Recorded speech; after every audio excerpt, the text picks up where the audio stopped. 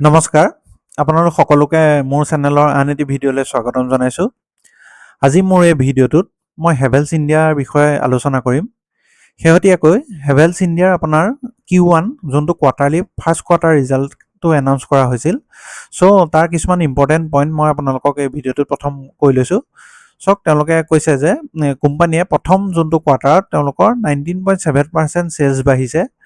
উপৰঞ্চি তেওঁলোকে কৈছে যে পশ্চিম এছিয়াৰ সংকট আৰু মুদ্ৰাস্ফীতিৰ মাজতো গ্ৰাহকৰ চাহিদা তেওঁলোকৰ স্থিৰ হৈ আছে বুলি কৈছে। উপৰঞ্চি কৈছে কেঁচা মালৰ মূল্য বৃদ্ধিক প্ৰতিহত কৰিবলৈ কোম্পানীয়ে প্ৰতিটো শ্ৰেণীতে গড়ে 7%ৰ পৰা 8% পৰ্যন্ত মূল্য বৃদ্ধি কৰিছে, তেওঁলোকৰ প্ৰডাক্টখিনিৰ দাম বঢ়াইছে। উপৰঞ্চি তেওঁলোকে কৈছে ব্ৰেণ্ড নিৰ্মাণ আৰু বিজ্ঞাপনত তেওঁলোকে যথেষ্ট বেছি খৰচ কৰিছে, চ' সেইটো কাৰণে ইবিডাটো আপোনাৰ কমি গৈছে বুলি কৈছে। 9.6ৰ পৰা 7.3% হৈছে। চ' মই এইটো কি আপোনাক মই বুজাই আছোঁ।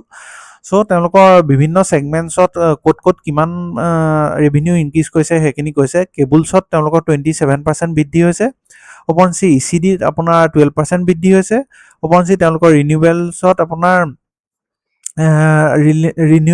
আপোনাৰ বৃদ্ধি পাইছে, তেওঁলোকৰ 235.9% বৃদ্ধি হৈ 314 কোটি টকা হৈছে। উপৰঞ্চি তেওঁলোকৰ ছুইচ গিয়াৰৰ কথা কৈছে। পশ্চিম এছিয়াৰ ভূ ৰাজনৈতিক সংকটৰ বাবে তেওঁলোকৰ ৰপ্তানি বাধাগ্ৰস্ত হোৱাত তেওঁলোকৰ 3.5% হ্ৰাস হৈ 608 crore হৈছে। উপৰঞ্চি লয়ড কনজুমাৰ ক্ষেত্ৰতো তেওঁলোকৰ বৃদ্ধিয়ে পাইছে বুলি কৈছে। ইয়াত 1460 crore হৈছে চেলছ। চ' মেনেজমেণ্টে আৰু এটা কথা কৈছে। মেনেজমেণ্টে কৈছে যে বিজ্ঞাপনৰ এই অতিৰিক্ত খৰচ সমগ্ৰ বৰ্ষটোত স্বাভাৱিক হৈ পৰিব বুলি কৈছে। উপৰঞ্চি তেওঁলোকে FY27ৰ কাৰণে কেপেক্স প্লেন কৰিছে, মানে তেওঁলোকে ইনভেষ্ট কৰিছে 1400 কোটি টকাৰ তেওঁলোকে এছেটত তেওঁলোকে খৰচ কৰিব বুলি কৈছে। উপৰঞ্চি তেওঁলোকে কৈছে এই কেপেক্সৰ বেছিভাগ এৰাউণ্ড 800 কোটি টকা কেবুল আৰু ৱায়াৰত খৰচ কৰিব, আৰু বাকীখিনি আপোনাৰ 200 কোটি R&Dৰ কাৰণে তেওঁলোকে ৰিচাৰ্চ এণ্ড ডেভেলপমেণ্টৰ কাৰণে খৰচ কৰিব। চ' এইখিনি তেওঁলোকৰ কোৱাৰ্টাৰলি ৰিজাল্টৰ এইখিনি তেওঁলোকৰ মূল পইণ্ট। নেক্সট মই আপোনালোকক চাওক, তেওঁলোকৰ ৱেবছাইটত গৈ পেলাই তেওঁলোকে কি প্ৰডাক্ট চেল কৰে, চ' সেইখিনি আপোনালোকে চাব পাৰে। ইয়াত আপোনালোকে চাওক চব গাই কেটেগৰী তেওঁলোকৰ ফেন্স আছে। ফেন্সত আপোনাৰ এইখিনি চিলিং ফেন, এক্সজষ্ট ফেন্স, গোটেই ফেন্সৰ তেওঁলোকৰ ভেৰাইটি আছে। উপৰঞ্চি লাইটিঙতো তেওঁলোকৰ এইখিনি ভেৰাইটিছ আছে। উপৰঞ্চি ছুইটছত তেওঁলোকৰ মডুলাৰ ৰেঞ্জৰ আছে, স্মাৰ্ট মডুলাৰ ৰেঞ্জ আছে, GI বক্সেছ আছে। উপৰঞ্চি হোম এপ্লায়েন্সৰ তেওঁলোকৰ প্ৰডাক্ট চাওক, ৱাটাৰ হিটাৰ, গিজাৰ, উপৰঞ্চি water purifier, air purifier, air cooler, air conditioner, refrigerator, television, ৱাশ্বিং মেচিন, চ' সকলো ধৰণৰ তেওঁলোকৰ প্ৰডাক্ট আছে। উপৰঞ্চি ইলেক্ট্ৰিকেলছত যদি চাই তেওঁলোকৰ ফ্লেক্সিবল কেবুলছ বনায়, তেওঁলোকে পাম্প আছে, তাৰপিছত MFD কেপাচিটৰ আছে, তেওঁলোকে ছুইচ গিয়াৰতো তেওঁলোকৰ বিভিন্ন ধৰণৰ প্ৰডাক্টছ আছে। তেওঁলোকে গ্ৰীণ এনাৰ্জিটো তেওঁলোকে ইনভেষ্ট কৰিছে, গ্ৰীণ এনাৰ্জিটো তেওঁলোকৰ বিজনেছ আছে। EV চাৰ্জাৰ তেওঁলোকৰ আছে, তেওঁলোকৰ ছ'লাৰত তেওঁলোকে ইনভেষ্ট কৰিছে, ছ'লাৰৰ তেওঁলোকৰ বিজনেছ আছে। উপৰঞ্চি চাওক তেওঁলোকৰ স্মাৰ্ট হোম চলিউশ্যন দিয়ে, লাক্সাৰী স্মাৰ্ট হোম চলিউশ্যন, উপৰঞ্চি স্মাৰ্ট এচেছৰিজ, উপৰঞ্চি স্মাৰ্ট মডুলাৰ চুইচেছ, এইখিনিও তেওঁলোকৰ আছে।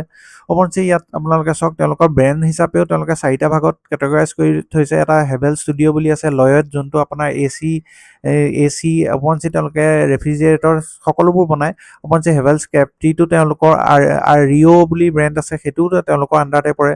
চ' ইয়াত আপোনালোকে গোটেই প্ৰডাক্টখিনি তেওঁলোকৰ চাব পাৰিব। গোটেই প্ৰডাক্টখিনি আপোনালোকৰ ডেছক্ৰিপশ্যন ইয়াত দিয়া আছে। চ' আপোনাৰ নেক্সট আপুনি এটা চাওক, বিজনেছৰ ফালৰ পৰা ইয়াতো যথেষ্ট শক্তিশালী, কাৰণ এইটো ছেগমেণ্টত মাৰ্কেট লিডিং কোম্পানী হয়।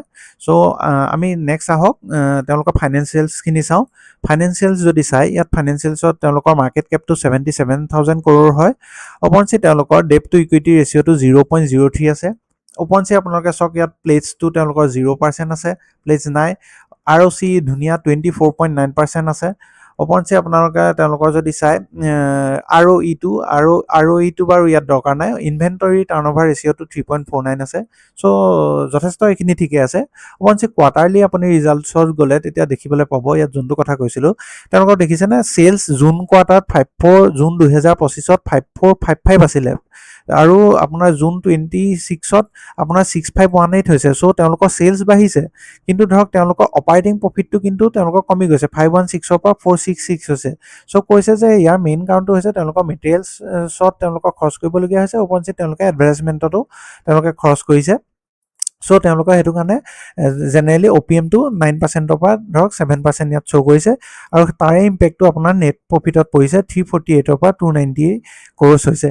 অৱশ্যে তেওঁলোকৰ আপুনি যদি প্ৰফিট এণ্ড লছ ষ্টেটমেণ্টটো চায় তেওঁলোকৰ মাৰ্চ 2015-ত 8468 ক্ৰ'ৰ আছিল চেলছ। চ' তাৰ পৰা ইনক্ৰিজ কৰি এটা আপোনাৰ 23,591 ক্ৰ'ৰ হৈছেগৈ। চ' এটা ধুনীয়া ৰাইজিং ট্ৰেণ্ডত আছে। অৱশ্যে তেওঁলোকৰ অপাৰেটিং প্ৰফিটো তেনেকৈ ৰাইজ কৰিছে। তেওঁলোকৰ নেট প্ৰফিটটো 385-ৰ পৰা গৈ এৰাউণ্ড 1689 এৰাউণ্ড আপোনাৰ 4 গুণ তেওঁলোকৰ নেট প্ৰফিট হৈছে।